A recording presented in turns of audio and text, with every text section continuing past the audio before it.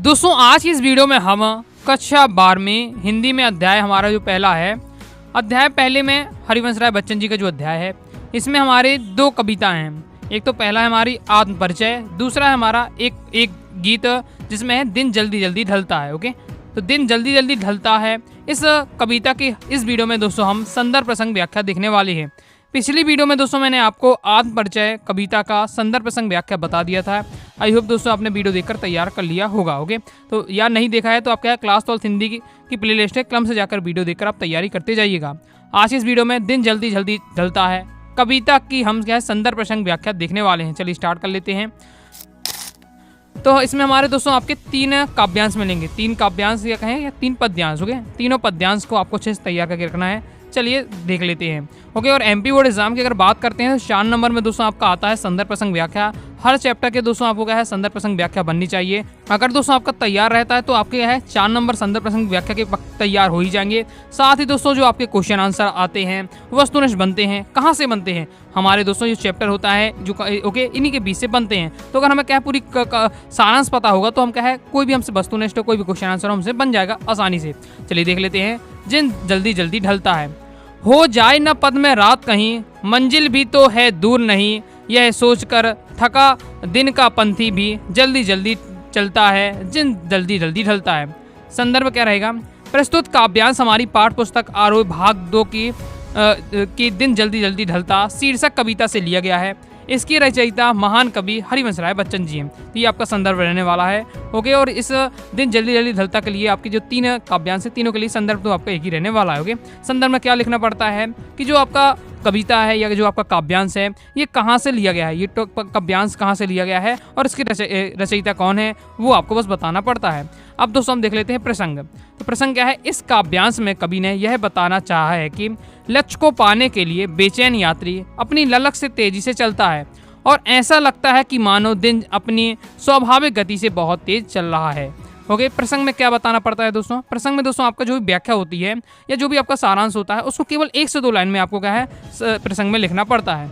Okay, तो इस काव्यांश में हमारे क्या बताया जा रहा है? इस काव्यांश में बताया जा रहा है कि जो यात्री है ओके यात्री बहुत तेजी से चलता है। और तेजी से क्यों चलता है? क्योंकि अपनी मंजिल को प्राप्त करने के लिए, तो मंजिल को प्राप्त करने के लिए चलता तो है, लेकिन जैसे ही वो देखता है कि जो दिन है ढल रहा, दिन ढल हो रहा है यानी अब क्या है रात्रि आ रही है, तो रात्रि आ रही है इसके डर से जल्दी कहीं रात ना हो जाए और वह अपनी मंजिल तक पहुंच ना पाए, इसलिए वह क्या है बहुत ज़्यादा तेजी से चलने लगता है।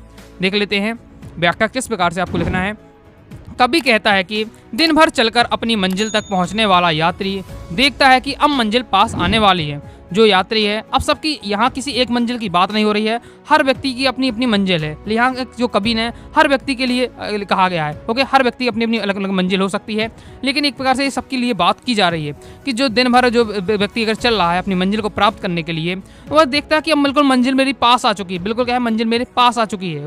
ओके, लेकिन अब क्या रात भी होने वाली है, तो इसलिए वह क्या है रात ना हो जाए और अपनी मंजिल तक पहुंच ना पाए, इसलिए वह क्या है बहुत ज़्यादा तेज़ी से चलता है। वह अपने प्रिय के पास पहुंचने वाला है, उसे डर लगता है कि कहीं अब चलते चलते रास्ते में रात ना हो जाए, इसलिए वह अपने प्रिय से मिलन की कामना जल्दी से जल्दी कदम रखता है। इसलिए उसे ऐसा प्रतीत हो रहा है कि दिन क्या है जल्दी जल्दी अब क्या है ढल रहा है। आगे देख लेते हैं। आगे नेक्स्ट दोस्तों हमारा काव्यांश है। बच्चे प्रत्याशा में होंगे, नीड़ों से झांक रहे होंगे, यह ध्यान परों में चिड़ियों के भरता है कितना चंचलता, दिन जल्दी जल्दी ढलता है। यहाँ नीड़ों का मतलब होता है घोंसला, प्रत्याशा यानी होता है तो क्या है किसी की राय देखना है। तो बच्चे क्या है किसी की राय देख रहे होंगे, तो बच्चे किसकी राय देख रहे हैं? अपनी माता के राय देख रहे हैं। ओके, नीड़ों से झांक रहे होंगे और वह अपने क्या है जो चिड़िया के बच्चे हैं वो अपने क्या है घोंसलों से झांकते हैं। क्यों झांक रहे हैं? वह सोचते हैं कि जो उनकी माता जी है वो क्या है सुबह से गई हैं, अब शाम को क्या है उनके लिए भोजन लेकर आएंगे, इसलिए वे क्या है उनका इंतजार कर रहे हैं। ओके, ये आपका बताया जा रहा है। तो पहले वाले काव्यांश में हमें कवि ने बताया है कि जो व्यक्ति होता है, जो भी यात्री है, वो अपनी मंजिल को पाने के लिए जल्दी जल्दी चलता है और उसके मन में ये भी डर रहता है कहीं रात्रि ना हो जाए और मंजिल तक ना पहुंच पाए, इसलिए वो क्या है बहुत तेजी से चलता है। दूसरी में हमें एग्जाम्पल के साथ समझाया जा रहा है कि जैसे चिड़िया है, चिड़िया अब क्या है सुबह से जाती है, ओके, खाना के लिए, खाना देखने के लिए जाते हैं क्योंकि उससे अपने बच्चों को खाना देना है, ओके। तो वो सुबह से निकल जाती है, खाना का तलाश करती है और शाम सोते होते वह क्या है, शाम होते से पहले वह अपने क्या है घोंसले में आ जाती है और अपने बच्चों को खाना देती है। तो चिड़िया भी क्या है परों में क्या है चंचलता भर आती है। चिड़िया भी क्या हो जाती है जब अपने बच्चों के बारे में सोचती है, ओके, बच्चों का ख्याल करती है, तो वह भी क्या है तेजी से चलने लगती है। तो यहाँ चिड़िया की मंजिल क्या है, चिड़िया की मंजिल है हमें अपने बच्चों को क्या है बहुत जल्दी क्या है खाना देना है। तो ये सोच कर क्या है चिड़िया बहुत तेजी चलने लगती है। तो सबकी मंजिल अलग अलग है, ओके। जब अपनी मंजिल के बारे में यात्री सोचता है, ओके, तो उसे क्या है बहुत ज़्यादा तेजी से चलने लगता है। इस काव्यांश में कवि अपनी बात को स्पष्ट करने के लिए चिड़िया को उदाहरण देता है। चिड़िया के माध्यम से कवि ने क्या है मानव ममता का भी चित्रण किया है।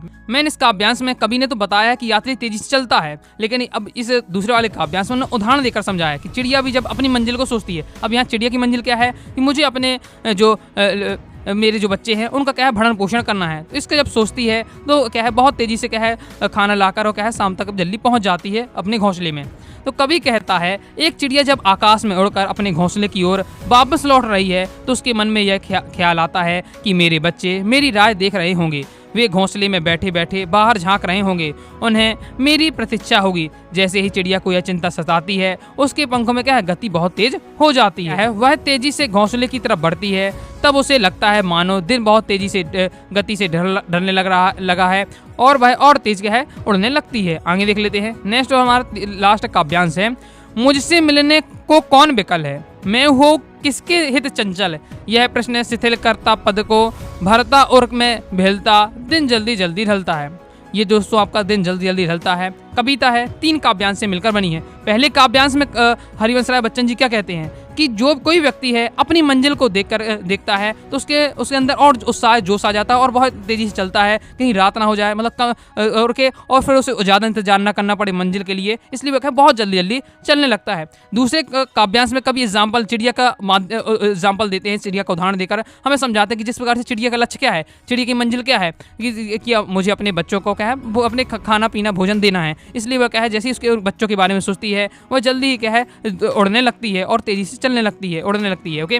अब तीसरे में कवि कहता है, तीसरे में कवि क्या कहता है, मुझसे मिलने कौन विकल है। मतलब कवि कहता है कि मैं किसके लिए, कवि कहता है कि मेरा कोई नहीं है जो मुझसे प्रेम करता हो, मैं किसके लिए काम करूं, ये कवि यहाँ कहता है। ये प्रसंग में बताया जा रहा है कि इस काव्यांश में कवि ने अपने जीवन के प्रेम की कमी के कारण विद्यमान शिथिलता और हृदय की व्याकुलता का वर्णन किया है। और मतलब होता है हृदय, ओके, हृदय की यहाँ व्याकुलता का कवि ने वर्णन किया है कि सभी क्या है, सबकी मंजिल अलग अलग है, ओके। सबको अपने किसी न किसी के लिए क्या है काम कर रहा है, लेकिन मैं किसके लिए काम करूँ, मेरा तो कोई नहीं है जो मुझसे प्रेम भी करता हो, ये यहाँ कवि बता रहे हैं, ओके। व्याख्या है, कवि कहता है कि इस दुनिया में मेरा कोई अपना नहीं है जो मुझसे मिलने के लिए व्याकुल हो, फिर मेरा चित्त मतलब मेरा हृदय किसके लिए चंचल हो, मतलब किसके लिए काम करे, मेरा मन में तो किसके प्रति प्रेम तरंग जागे। यह प्रश्न मेरे कदमों में शिथिल कर देता है। प्रेम अभाव की बात सोचकर मैं ढीला पड़ जाता हूँ, मेरे हृदय में निराशा और उदासी की भावना आने लगती है। वह पुनः दोहराता है कि दिन शीघ्रता से व्यतीत होता जा रहा है, ऐसे में उसमें भी अपनी मंजिल और अपने लक्ष्य तक पहुँचने की आतुरता होनी चाहिए। वो कहता है कि दिन जल्दी जल्दी ढल रहा है, मेरे लिए सबके लिए दिन जल्दी ढल रहा है, लेकिन सबकी मंजिल है, सब अपनी मंजिल को सोच कर के तेजी से अपनी मंजिल की ओर दौड़ लगाने लगते हैं, लेकिन मेरी तो कोई मंजिल ही नहीं है। मैं अगर मेरी मंजिल प्राप्त करूं तो किसके लिए मंजिल प्राप्त करूं, मैं किसको सोच करके है अपनी मंजिल को प्राप्त करूं, यह आप कभी बता रहा है। इस प्रकार से दोस्तों हमारा कंप्लीट हो जाता है। विशेष भी हमें लिखना पड़ता है जब भी पेपर में आपके आए संदर्भ प्रसंग व्याख्या। पेपर में नॉर्मल संदर्भ प्रसंग व्याख्या लिखा रहता है, विशेष नहीं लिखा रहता है, फिर भी आपको बताना चाहिए क्या है टॉपर की एक खासियत होती है। विशेष में क्या बताना पड़ता है, कवि ने जो भी एक कविता है उसमें कौन सी भाषा का प्रयोग किया है, कौन से अलंकारों का प्रयोग किया है, कौन सी शैली का प्रयोग किया है, किस टॉपिक पर बात की गई है, वो सब आपको बताना पड़ता है, ओके। 2-3 पॉइंट में तो भाषा क्या है सरल और लयात्मक है, ओके। साथ ही कौन किसके आदि प्रयोग के कारण क्या है प्रश्न अलंकार का प्रयोग किया जा रहा है। मुझसे मिलने में क्या है अनुप्रास अलंकार मौजूद है, इसमें गीता का गौण है, गीता यानी इस कविता के रूप में गा सकते हैं। नीड़ों में झांकना क्या है बहुत मन स्पर्शी चित्र है, ठीक है। तो ये आपके पॉइंट दिए हुए हैं जिन्हें आप क्या है उसमें फिट कर सकते हैं किसमें अपने काव्यांश में, तो ये तैयार रखिएगा, ओके। तो इस प्रकार से हमारा कंप्लीट हो जाता है जिन जल्दी जल्दी ढलता कविता के संदर्भ प्रसंग व्याख्या। आई होप आपको वीडियो पसंद आएगी। वीडियो पसंद आए वीडियो लाइक करके सब्सक्राइब जरूर कर दीजिएगा। कोई भी दोस्तों डाउट रहता है कारण से आप जरूर पूछ लीजिएगा। साथ ही दोस्तों टेलीग्राम चैनल व्हाट्सएप चैनल को ज्वाइन कर लीजिएगा। मिलते हैं नेक्स्ट वीडियो में, तब तक के लिए बाय बाय।